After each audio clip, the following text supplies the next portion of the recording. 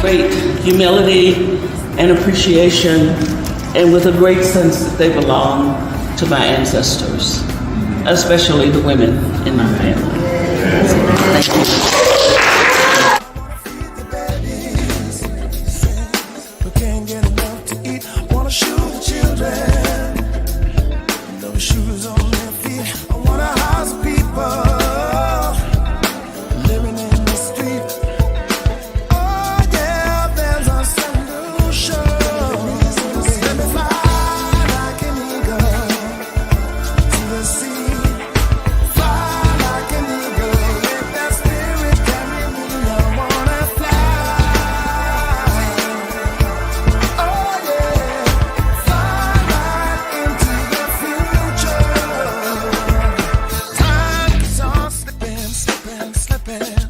Thank you.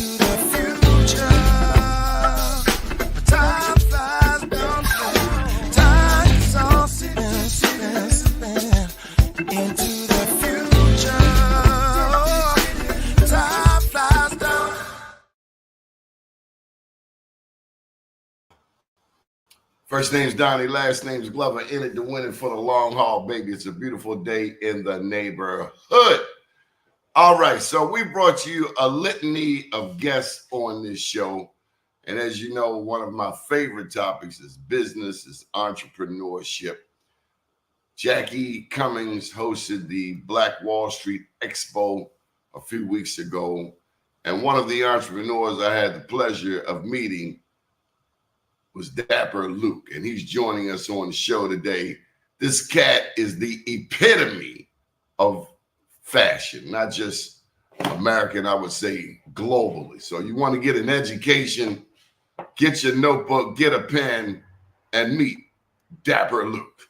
Good morning, sir. How are you? Good morning. Good morning. Thank you for having me. I appreciate that intro. Yes, sir. Where are you from, Dapper? Originally from Baltimore, East Baltimore. East Baltimore. Mm-hmm. My first memories of East Baltimore. I think I might be a little bit. Am I younger or older than you? Well, I don't. It depends on you. You want me to keep it real, or we just, I don't know if it's a keeping it real show. But I believe you're a little bit older than me. Yeah, I was born in '65. I remember the '68 riots when Dr. King was assassinated. East Baltimore was off the rails, man. But also a Dunbar poet. So okay, you're a Dunbar poet? Yes, sir. Okay, I am as well. Class of '98. Yeah, I was class of '83. Came out the year that they won the national championship, or one of the years that they won the national championship. Muggsy was there. Yes, sir. Did you play? I did not. I was in the martial arts, so I was working in the martial arts at that time. Martial arts. Mm-hmm. Are you going back to the days of you know anything about Riley Hawkins and the Avengers? I do not. No, sir. See, who was in East Baltimore chopping up people? It was a bunch of people over there. I was up off some boxing gym. Yeah, I was up off of Harford Road, Goes Kung Fu, right there off of Harford Road and Northern Parkway. Okay. Yeah. And then you, at some point, you went to the military? Yes, sir. Right when I graduated high school, joined the Navy, left when I was 17, turned 18 in boot camp. So. How was that experience? It was really well. I mean, prior to that, leaving out of Baltimore was pretty much going to King's Dominion or going to DC. So definitely gave me a world view, saw a lot of the world, Europe, Africa, different parts of the United States. So it definitely opened up my eyes as to, what else is out there and what's in the realm of possibility. And it kind of definitely gave me the confidence to start my entrepreneurial journey. So I definitely appreciate it for that. I got to tell you, Luke, one of the oldest black businesses in America comes straight out of East Baltimore. Okay. It's called Locke's Funeral Home. Okay. Joseph Locke's family opened it back around 1835. Wow. Okay. As a matter of fact, a funeral home down here in Virginia where I'm at, the Graves Funeral Home. And they are also black owned and 3 generations deep within that business. So, and that's the funeral business. So absolutely. I actually grew up in the funeral business. Okay. So my first memories in East Baltimore were actually at my dad's funeral home at Patterson Park in Landville. Okay. Very nice. Very nice. First place they had to put them dukes up. You know what I mean? Yeah. I learned how to swim. I learned how to swim over in Patterson Park when they had the pool over there. I learned how to swim over there. Well, I don't know if I learned how to swim. I learned how to not drown as Cecil Kirk. I didn't realize I was the Undertaker's kid riding in the Cadillac every day. And some people were a little bit envious of that. Oh, okay. Yeah. It's a lot of that around there. Absolutely. Tried to hem my long jeans. But let me tell you something else about East Baltimore. At the bottom of Caroline Street, there's a museum named the Frederick Douglass Isaac Myers Maritime Park and Museum. Isaac Myers started the National Black Labor Union movement straight out of East Baltimore. He had what was called the Ship Caulkers Union. That black people caulking ships, making sure you seal them up with the water on the street. He was the first president, but Frederick Douglass is who succeeded him as president. Very nice. Very nice. Now, I love Virginia. My mama from Virginia, but also I think that's down there where Nat Turner was. So I'm a big history buff, in case you don't know. But Nat Turner is one of my all-time heroes.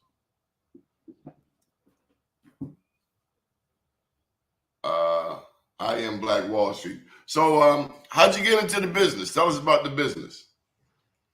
So for me, 2014, as I was about, just over halfway through my naval career, I kind of decided, there's going to be an end to this military thing at some point. So kind of what's the next steps? So for me, I was reading a book by Robert Greene called Mastery, Robert Greene, 48 Laws of Power. And he pretty much asked you a question, if money was not an option, what would you be doing?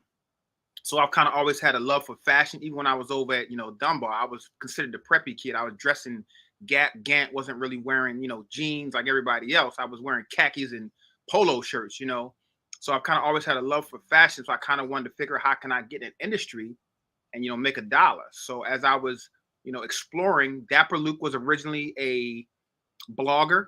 And then from there, I went into styling. I was a model for a little period of time. And then I worked for a designer out of New York City, Clavin Leonard. And he kind of put me into the actual design realm. Became a designer, launched my very first collection in March of 2020. Then, of course, we had the pandemic. So that's kind of how I got into custom suiting once I had those connections. And we opened our first location here in Virginia, March of 2020. And I opened my second location in Baltimore, August of 2022. And I've been kind of rocking ever since. How important is it for a young Black man at age 18 to leave Baltimore? I think it is. I'm not going to say it's necessary, but I think it definitely gives you a leg up, right? And the reason why I say that is a lot of times, we have a view, East Baltimore, West Baltimore, South Baltimore, right? You kind of get stuck in those areas, right? And that is the extension of your literal view, right? So in order to kind of open up your eyes and see there's more out there than simply East, West, South Baltimore. You definitely have to go somewhere that's going to put you in places that you would not normally. And then also just the structure of the military, I definitely appreciated that. And the idea of, what, a mentor, because I think I'm definitely big on mentorship. And I feel like mentorship is really good for any young man, growing up. Even if you have, a father in the household, having a mentor within an industry that interests you definitely helps you out. I'm gonna tell you, Dapper, leaving Baltimore at 18, I went to Atlanta for 2 years. Okay. The Morehouse, and it saved my life. Okay, I can understand that. Because around 83, the crack epidemic was taking off. When I came back on break, Thanksgiving, summer, I saw people who I grew up with sticking each other up. Dude, he lived right there. He lived right around the corner. We grew up together. And it's a young man. 18. Wow. My friend David Miller says life is bigger than a trip to Mondawmin, a jumbo half and half. Something to that effect. I forgot. I haven't said it. But he essentially what you said, that we get stuck in our neighborhoods. You got people who never leave a 6-block radius. And that's your worldview. Absolutely. I know quite a few guys like that. I grew up East Baltimore. When I turned 15, I moved to South Baltimore, to Westport. And yeah, it's guys who their whole life was defending and walking the streets of Westport. And I'm like, what, you gotta get outside of this box, outside of this area. You know what I'm saying? And yeah, unfortunately, a lot of guys did not. That was where they grew up. And unfortunately, that's where they passed away at a very young age. I lived up the hill around Carver High School, Bacon, Bentlow, when we moved west. And we know about the number 51. We also know if you don't know nobody in Cherry Hill, you don't take yourself down there. Yeah, absolutely. Absolutely. Yeah. It's like a southern town, one way in, one way out. You're absolutely right about that. Yep. I don't care how pretty she is. If you ain't got an escape plan from Salgrave, don't even go. Yeah, you better have some. Because you have problems, especially if you're waiting on that 51. Yeah, you better have some family in that area. It's just not worth it. Yeah, I definitely know that. That's a long run. So when I had the chance to go to actually Ethiopia, okay, I learned that the leather used for coach bags comes from them little goats I saw in Ethiopia. The same bags that we paid $1,500 for over here, you could have bought that goat for $12. Now, I'm not saying the process isn't, there's an artistry and craftsmanship that it takes to get the leather through the process. But I'm saying what we paying all of this money for, the actual cost is much smaller. And then also, by the time we get it in the US, it could be 2 years later. In terms of the style. Yeah. Like they had been wearing that already for 2 years in Italy. Help me out with that. What's your perspective?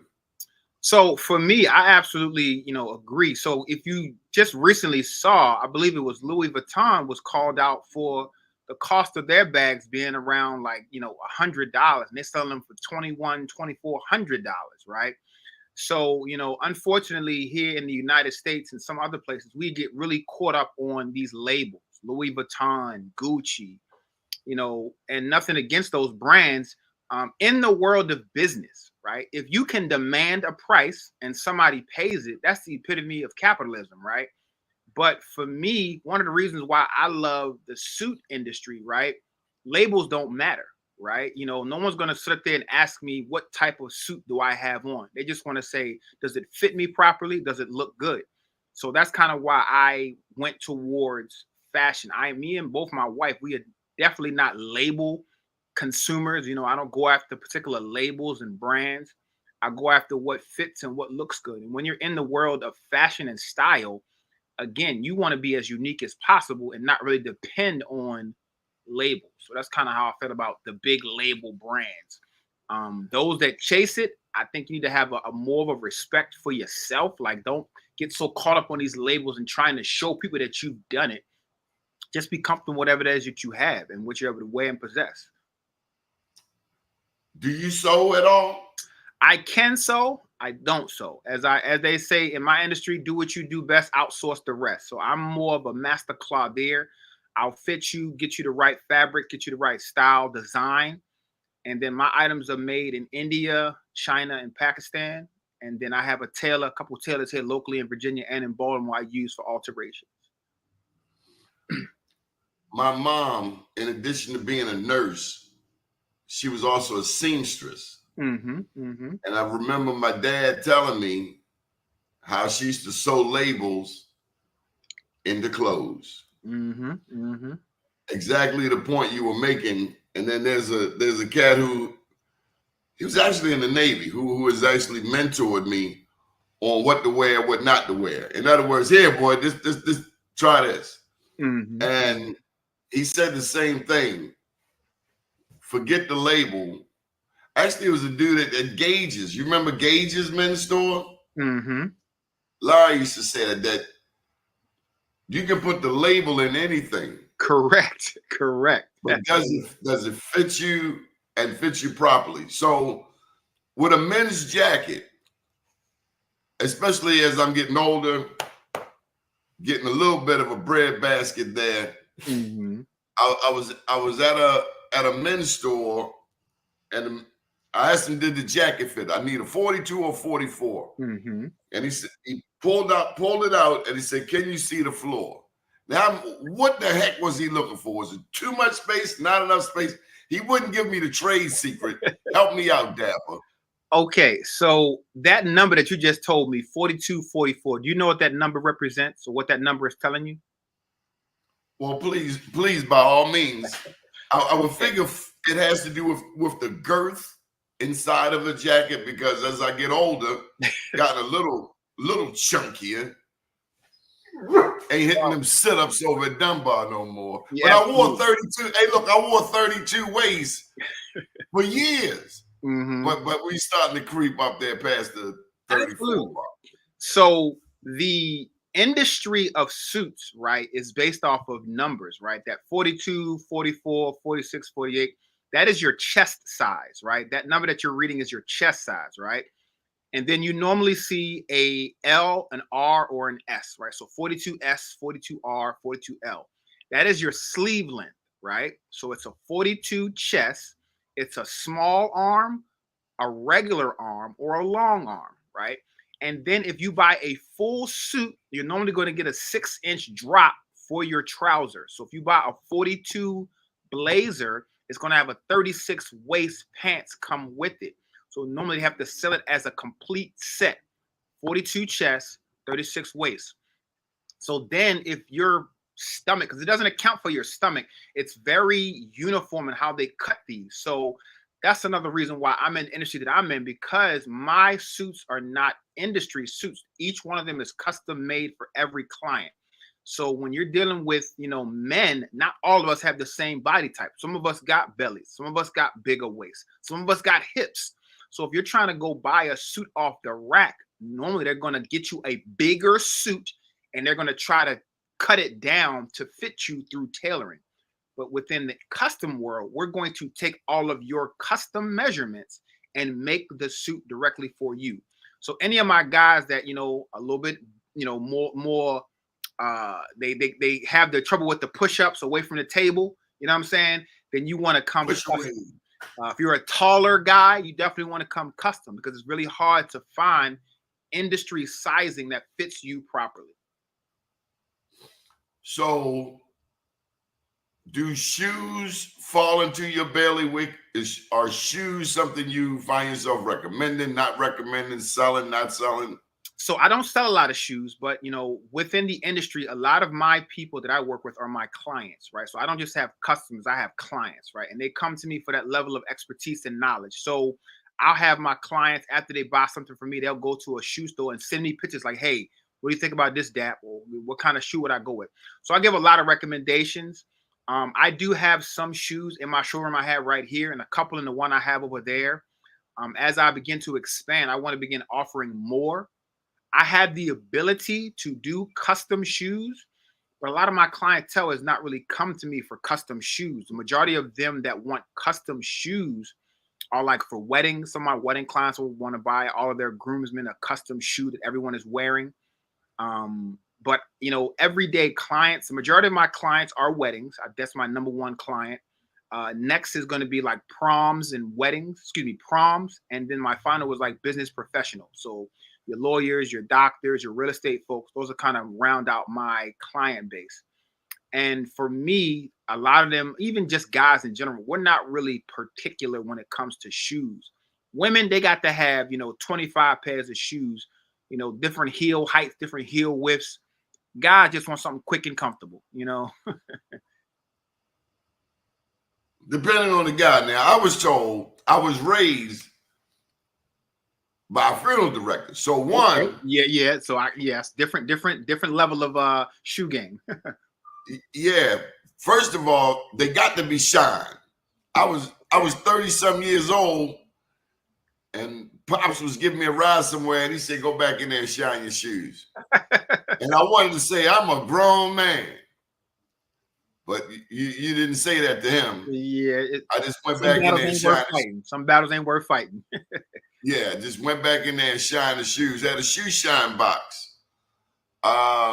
As a matter of fact, when I see an elected official with dusty shoes, it kind of puts a frown on my spirit. Yeah. It's funny because the mayor of Baltimore, love the guy. I've never personally met him, but I follow him because he's the mayor of Baltimore. When I see some of the suits I see him with, I'm like, man, somebody hook me up with this guy so I can get him a proper fitting suit,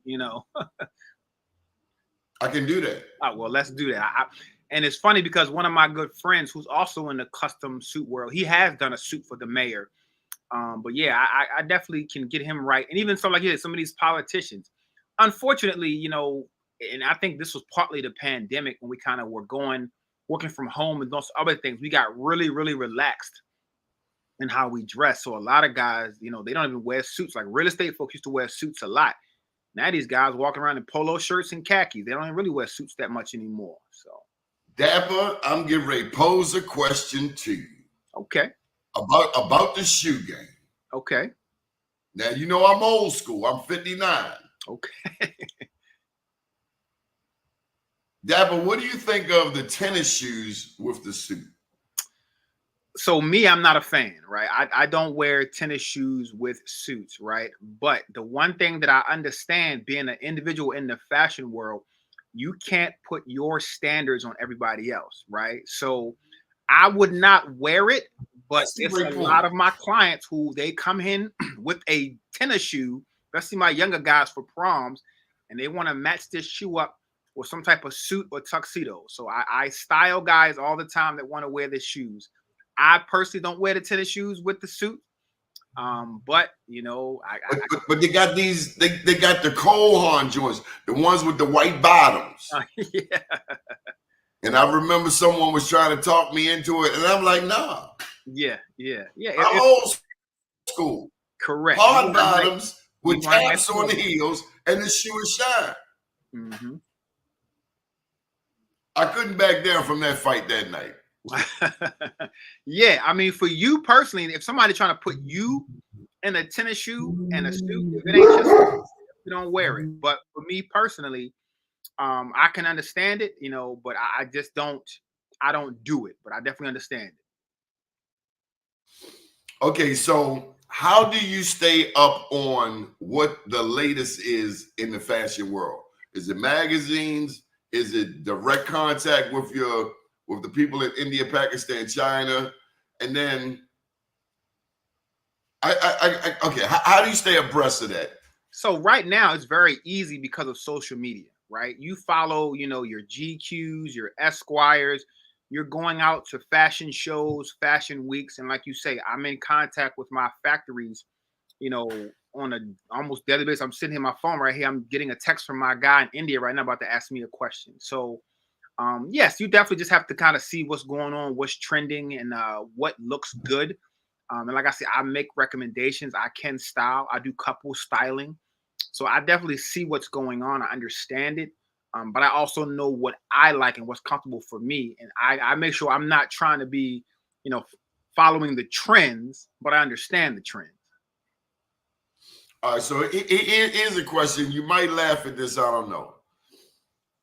I've seen the way pants are made.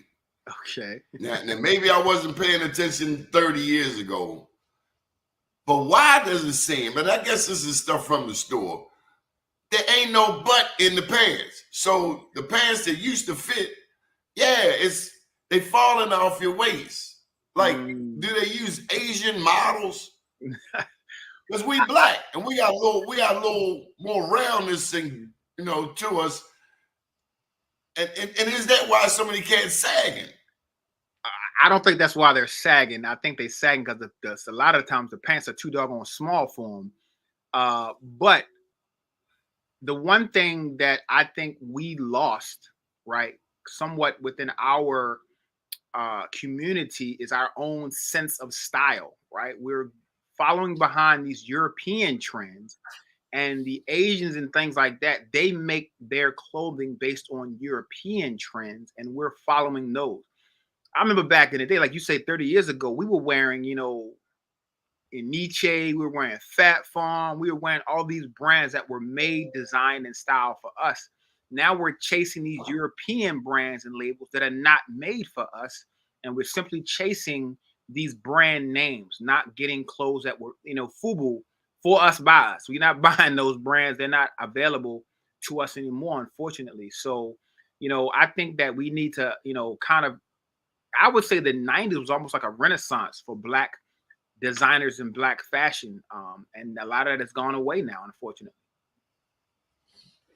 What I never understood, and maybe I'm just naive. Like, I can talk to you about fashion, but this little soft dude over here from Europe, I can't get how he gets to make the trend in fashion. I don't know. Again, like, we have come to a point where we don't get to see you enough. We don't get to see our African designers. I know they got African designers and African fashion shows, but we are so inundated with this little soft Liberace looking dude who's trying to, he wears some real tight pants and some shoes that look like a girl would wear. Absolutely. And to each their own, but that ain't where we from. Absolutely not. As a matter of fact, when I think about the Moors brought fashion to Europe. And it's like now the teacher is being taught. That's the part that just kind of leaves me discombobulated. Well, it's not even, what's crazy, right? So I'm going to even take you on a different kind of mindset trip, right? So this idea of wealth, right? Wealth is a European mentality, right? The fact that, I own something, that something is worth something, that is a European mindset. If you go back to, prior to us coming over here to the United States, Africans, Asians, Native Americans, we took from the earth, took from the soil, and we gave back to it, right? The European came in and said, no, I own this. This is mine. This is worth this, and this. We had a sense of worth, but the European, the idea of trespassing, owning, worth, all those things are European mindset. So we allowed the European mindset be the world standard for whatever reason. And we've been, we African Americans, a lot of us, all of us have been chasing behind the Europeans' definition of wealth and not our own system of wealth, system of fashion. So until we kind of get back to that, we're no longer following, chasing, and getting the Europeans' approval. We have our own approval system. Then we're going to be in this perpetual chasing behind them syndrome. And until we get past that, that's what you're going to see. You know anything about Black Wall Street, Dapper? Absolutely, absolutely. It's funny you say that. So you just mentioned in the beginning of the broadcast, Miss Jackie, right? So, you know, when I personally knew I was going to open up a store in Baltimore, I wanted to come inside one of her buildings because that area on Charles Street, 25th Street, they consider that, you know, Black Wall Street in Baltimore. So I wanted my store could have been anywhere in Baltimore, anywhere in Maryland. But I wanted it to be right there in that area because I kind of want to continue that legacy and bring something different. No one else is doing what I'm doing in that area. You're not going to see a custom Clothier on anywhere in just the normal Black neighborhood. But I wanted to bring that to Baltimore. So absolutely, I definitely understand Black Wall Street and what it stands for and what it represents. And I wanted to be a part of that. Well, Baltimore has always been a part of it. Now, the history, technically, there are 3 official Black Wall Streets. One in Tulsa, the one that got bombed from the air and burned to the ground. They dropped the bomb on you. Yeah. Well, yeah. There's Durham, North Carolina, made famous by North Carolina Mutual Life Insurance. And the 3rd official Black Wall Street is in Richmond. Richmond, Virginia. Yep. Maggie Walker. So if you're in Virginia, you got to get, I don't know if you got a picture, but you got to get a picture by that Maggie Walker statue in Richmond.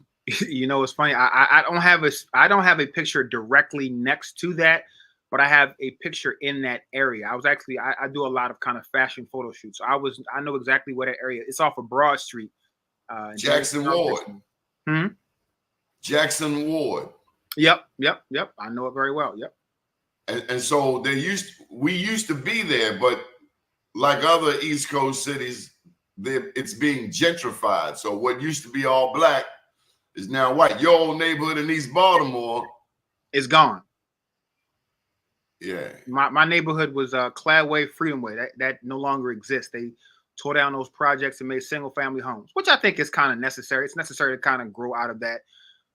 But this is another thing kind of going off of, you know, what you just said, right? So one of the longest and the most profitable all Black bus systems was in North Carolina. But, you know, when the Blacks showed that they no longer needed the white bus system lowered their prices. Right. And for whatever reason, again, we have this mindset of if it's white, it's right. Right. Like we tend to veer away from our own. And so it's hard to kind of maintain and sustain if they're going to undercut you and they have more capital and more funding. So I think the reason why, you know, and this is actually what Malcolm X, if you listen to a lot of what Malcolm X was saying was, you know, we don't need to integrate. We need to have our own, right? Separate is not less than. Separate is not, you know, not as good because again, the term as good as depends on who's making the standard. And unfortunately, we have allowed them to create the standard and we're trying to keep up with them, create our own standard. Don't worry about what they're doing. You know what I'm saying? And then just follow your own standard. To our defense, Dapper, we're only 15% of the population. Absolutely. I get it. Absolutely. And unfortunately, a lot of the systems, again, the systems, right? People don't understand the systems, right? In order to be a thriving community, you have to have access to capital, ample capital, and they have more access to capital than we have. Like you said, we're only 15%. But again, so if you want to say that, right, again, it just depends on what you consider, right, quality, right? We can have quality, just not at the quote unquote level they're at, and that's okay. But we have to all have that mindset. You can't have a small group that are willing to accept, and the larger majority, even of us are small, are chasing after what they say. Right now, a lot of people are chasing after what they say. I agree. But it is understandable. I mean, that's just like when I see my beautiful African sisters. Oh my goodness. Yes. Supporting the Korean beauty shop. Not even if they're supporting, right? We unfortunately within our own community are not comfortable in our own skin. We're not comfortable in our own natural look, right? We are chasing a European beauty standard, right? The long, wavy, straight hair, that is not us. And that is okay. But we have been just so brainwashed. If it ain't long, straight, curly, it ain't beautiful. That is incorrect. And you were speaking about Ethiopia. I've been to Ghana, I've been to Tanzania, I've been to South Africa. And unfortunately, even over there, they're beginning to chase that European beauty standard. I know you've seen some of the folks over there bleaching their skin. Like, bro, what are we doing? I couldn't imagine. Summertime come. I can't wait to get more sun. Yeah, man. These cats are putting bleach. So you think we've been duped? We always crossed the Atlantic. Mm-hmm. What about getting duped in your own homeland? Mm-hmm. Yeah. That's your Tanzanite. You say you've been to Tanzania. Mm-hmm. They got this rock called Tanzanite. Mm-hmm. Mm-hmm. Similar to diamonds. That's your cobalt in the ground. That's your, those are your natural resources in the ground. And this little dude from a little small, and you're not even a continent. It's really small. It's really Eurasia. It's one landmass. That's what a landmass is. But anyway, they are dominating, and it's up to us. I remember dating this young lady, and I'm gonna tell you when things went south. She said, "This is a white man's world," and I knew she wasn't the one for me. I just don't think that way. Absolutely. First of all, there are over 1.3, 1.5 billion Africans on the continent. They tell us we 15% here, but we seem more like 35%, especially given the influence across the board. Science, technology, law, medicine, education, any industry that we get in, we dominate. Hockey. Yeah, hockey. We were playing hockey in the 1800s. No, African Americans started hockey. The very first hockey players were black in Canada. The very first hockey players were black. You were in the Navy, the first seafarers were African. We're the first humans on the planet. Of course, we had the first ships.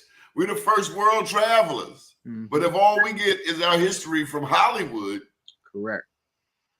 Then, that's where the the United States education system was implemented by Rockefeller. Rockefeller put in place our educational system. And of course, if you are the one writing the quote unquote history, giving the lessons out, you're not going to put yourself in a negative light. Even I'm sure when you were little, right? You used to play cowboys and Indians, right? I always liked the Indians. Huh? I always liked the Indians. But a lot of kids did not want to be the Indians because in history, I always liked the Indians. You were one of the few. Most kids wanted to be the cowboy, right? Because the cowboys was taking over the Indians, right? And unfortunately, if you really truly look at history, if you truly understand it, that was not a fair fight. That was a slaughter, right? There's no fighting cowboys in it. That was a slaughter of a group of people who were a Gatling gun, peaceful people. Yeah, tell me about it. Can't go up against that. The bullet and dynamite changed the whole game. Absolutely. So where's the store in Virginia? Where's the store in Baltimore? So in Virginia, I'm in Virginia Beach, 3574 Holland Road. You have to have an appointment with me to come here. My store in Baltimore, 2414 St. Paul Street. Also have to have an appointment to go there, but it's right near the corner of 25th and St. Paul. My younger brother, Muhammad, he's the one you saw out there with me on that Saturday. He runs that location for me, but I come up there periodically, for festivals and fashion shows and, networking events to try to get that brand going. I'm going to be up there in Baltimore on the 16th. I'm doing a fashion show with the fashion house Revo. It's going to be down there near Broadway. Not Broadway. What's that spread? Fells Point, off of what's that street? I want to say it's Broadway Street down there. Anyway, it's in Fells Point, November 16th. Revo Fashion House. We're going to do a fashion show. I'm going to be showcasing a small collection there. And then we're going to be doing a bridal show November the 17th over at the Baltimore Convention Center. So you'll see us at those two events, my brother and I. So if you send me some flyers and information, we'll get it up on bmorenews.com. Did you get a chance to check out our website? I did. I checked it out. I appreciate the article in reference to me being one of the honorees. I definitely appreciate that. I will be at that event on December the 5th, Thursday. Yes, sir. I'll be there for that, and I will send information in regards to my upcoming events as well. Yeah, we need to. That's why I do black media, because I don't like their version of us. Yep. Yeah, you have to be able to tell your own story. If you wait for them, it's always going to be their perception of your story, not definitely your representation of your story. And this is kind of going back to something we said earlier, but I think it definitely resonates. The Emmys, the Oscars, all those amazing awards. Hey, if you get one, you're great. But again, that's not necessarily the standard we should be chasing, right? If you feel as though that you are a pillar in whatever community you in, you don't necessarily need an award to justify or make you relevant. Relevance does not come from an award of somebody's opinion. So me personally, I love what I do. If I get an award, I'm always honored. But an award or not having an award is not going to take away from the level of knowledge and experience I have within my industry. So Every black family has somebody in it that loves Frankie Beverly. Frankie never got one of the white people awards. But you have never seen a musician as revered as Frankie Beverly when he got his wings. Every family got somebody that knows Frankie's songs, Running Away, Running Away. We all know Frankie, man. He's like our cousin. But he never got one of them famous white people awards. Does that make him any less of an artist? You know what I'm saying? Made him even more. It's not. There's a song comes from Billie Holiday. God bless the child has got his own. When we get back to loving ourselves and learning our history, it don't matter what these other cats doing. Especially when we realize we the originators. We started fashion. Man, you go back to the Moors in the Iberian Peninsula. The Moors dominated Spain, Portugal, Europe, beginning in Spain and Portugal for 800 years. Taught them fashion. Taught them health, taught them irrigation systems, taught them how to take a bath, cleanliness. The bubonic plague was the Dark Ages. We never put two and two together. The Dark Ages, we helped pull them out, illuminated. If you told black people today that C.R. Patterson was developing his own automobile in the United States in Greensfield, Ohio, we swear, oh no, it was Henry Ford. We don't know how great we are. And like you say, we busy looking at our image in somebody else's mirror. Okay, so I got a couple more fashion tips, then I'm gonna let you go. Okay. If your waist is 34, okay, what size belt? You go up 2 sizes. So if it's a 34, you buy a 36.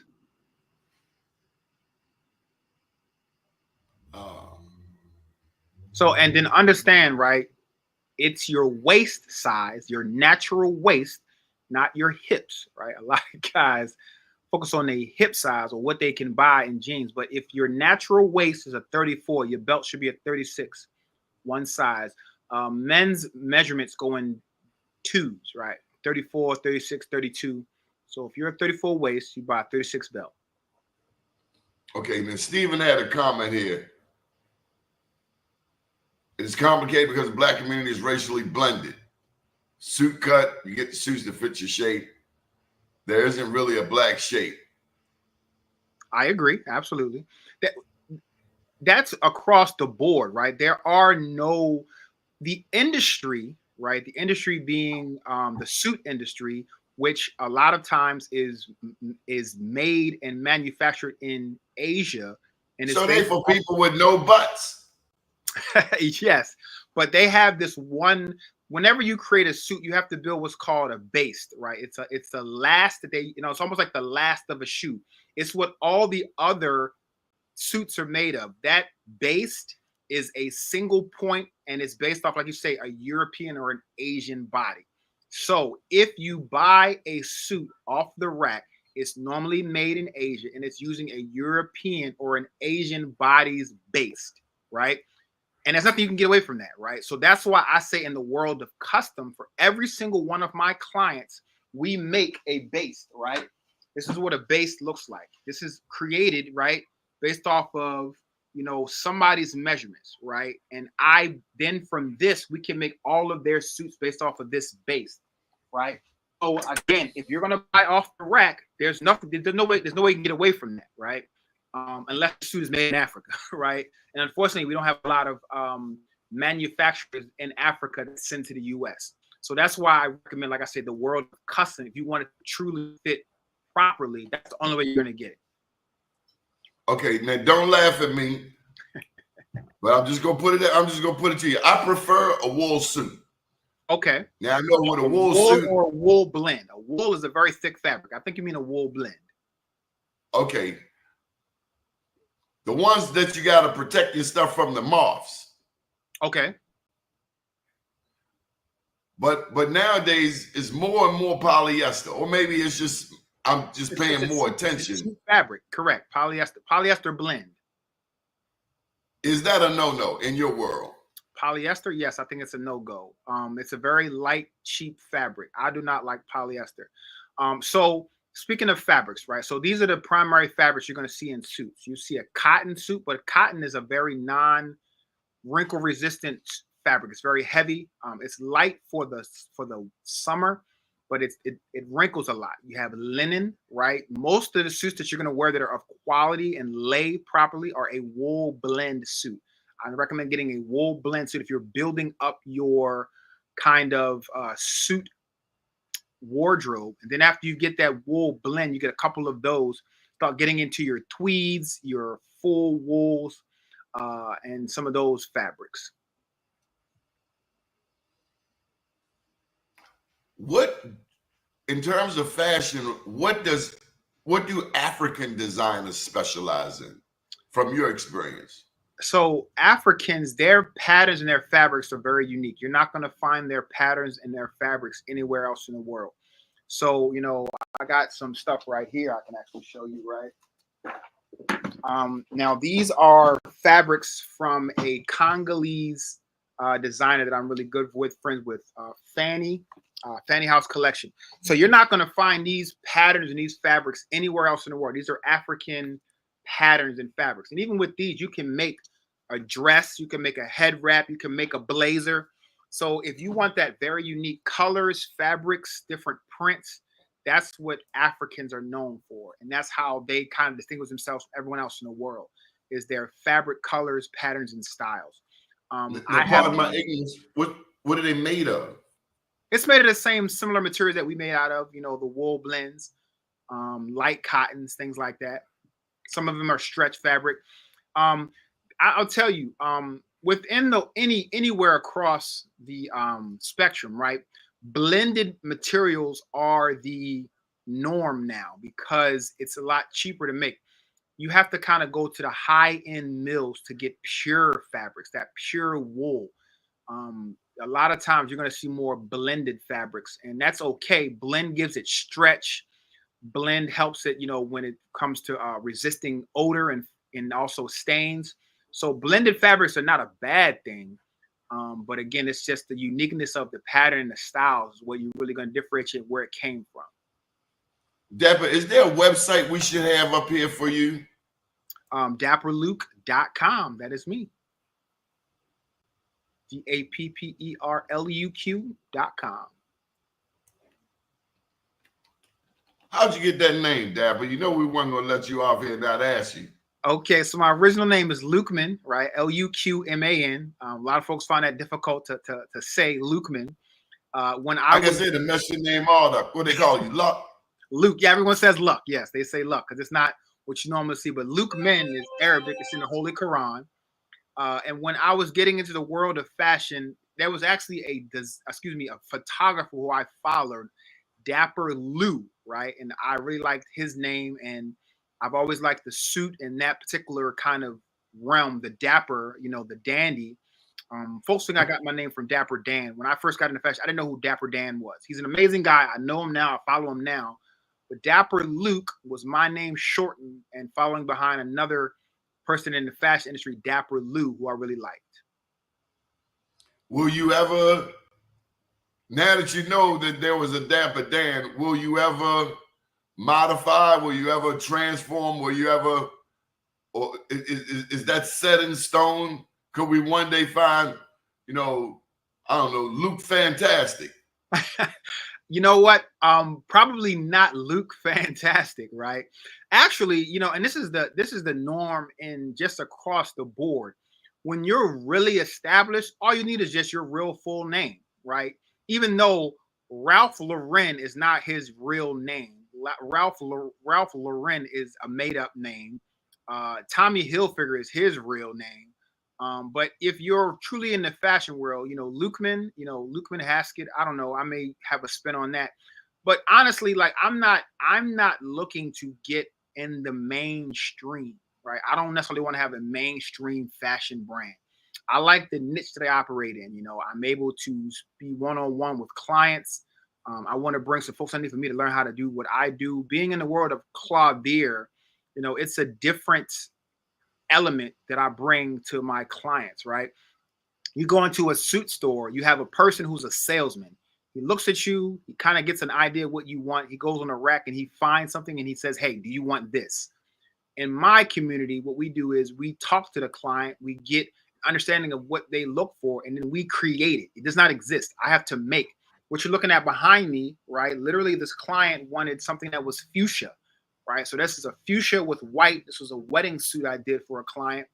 And, this did not exist prior to me and the client sitting down and having a conversation. So you have to be able to, in your mind, know the different suit styles, suit designs, fabrics, what's available.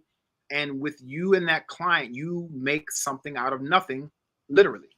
So, what's the material that tux is made of? It is made out of a wool blend. I had another question.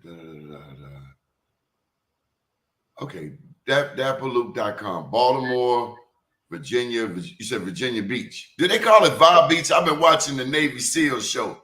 They call it Vibe Beach? No one down here calls it Vibe Beach. Have you seen the SEAL show, SEAL Team? I have not. I think I'm a big fan of SEAL Team. I'm a documentary buff. I like documentaries. I don't really watch too many television shows. I like stories about real life. Okay. Anything we had? Oh, I know. When I first met you, one of the things that stuck out in my mind, you said we serve the whole family. So you also do women's clothes, children's clothes as well. You want to speak to that?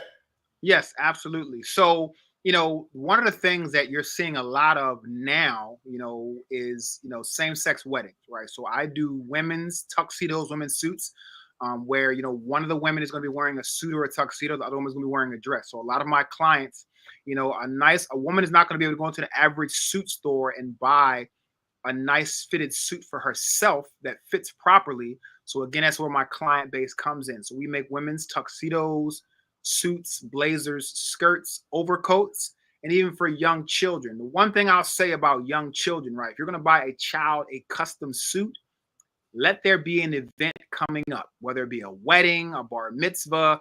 Don't go buy a child a custom suit to have, because they're going to outgrow it in a month or two. So I usually, when I speak to my clients and they say, I want to buy my child a custom suit, I normally say, is there an event coming up? Because I would strongly advise against it. If there's not an event, I would just say, go buy them something off the rack.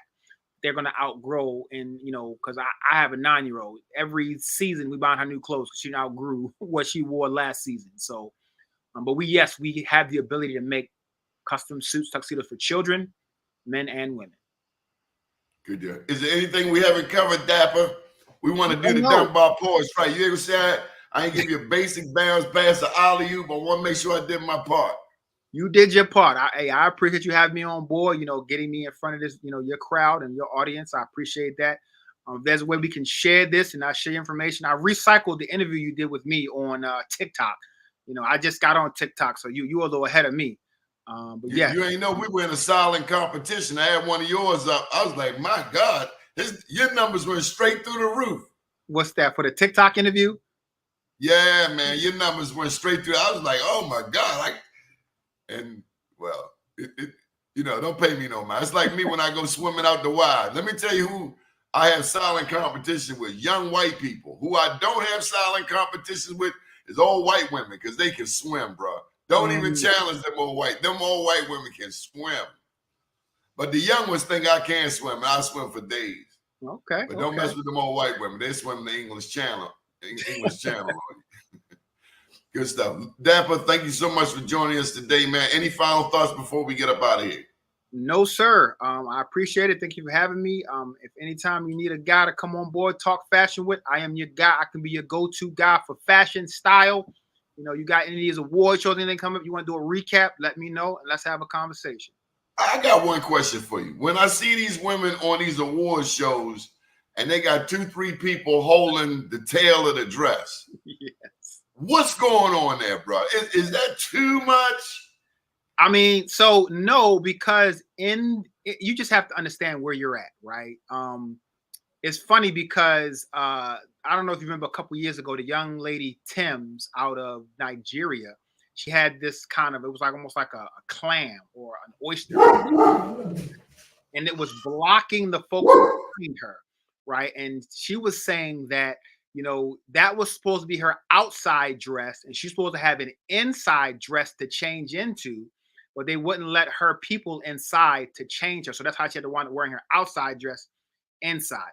In that world of Hollywood, it's all about appearances and being over the top. So that's in that world. You're not going to see a young lady going to just any old event with those types of, you know, big, long dresses where you need folks. But in that environment, in that, you know, event, it's what they do, you know, and you just got to be aware of that. Okay, well, I'm going to put my little 2 cents on it. These young ladies going to these proms and these senior days, they spending $17,000 on this and that. Put that money on some tuition while you at it. Absolutely. That's even, you know, to an extent, you know, it's funny when I have conversations with my clients. I say I do a lot of weddings, right? Normally, the bride is focused on the wedding day, right? The groom is like, yo, we about to start a life together. I need to be focused on these next, you know, however many years we're going to be together, not just this one day, you know? So yeah, definitely enjoy it, you know, have an amazing day, bring family together. But ultimately, like you said, let's look long term. Let's not worry about outward appearances of one day, and let's be longevity, you know. Plus, I'm a little selfish. I ain't spending $5 grand on you on one day, and I don't spend that much on myself. Absolutely. Better go pay for that SAT test. Anyway, Dapper Luke, I appreciate you so much. DapperLuke.com. To God be the glory. Thank you, sir. Yes, sir. Up to day, down tomorrow. Do your day, and everything will follow. Nothing to it but to do it. I got to do it, regardless of how I feel. I am somebody. I am my brother's keeper. Good morning, world.